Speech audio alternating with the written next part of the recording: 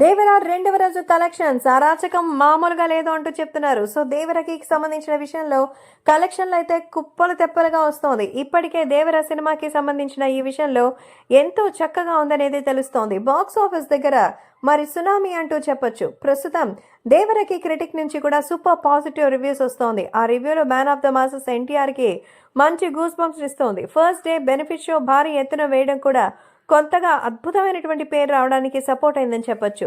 ప్రేక్షకుల నుంచి కూడా మరింత పాజిటివ్ టాక్ అయితే స్ప్రెడ్ అవుతోంది. కొంత మరి ఎంతో మంది డీవియేషన్ ఇస్తున్నా ఆందోళన చెందాల్సిన అవసరం అయితే లేదు. ఎన్టీఆర్ బాక్స్ ఆఫీస్ బరిలో తన దైనటువంటి శైలిలో దూసుకెళ్తున్నారు. 2 రోజుల్లో మరి సినిమా 200 కోట్లు దాటేసిందట.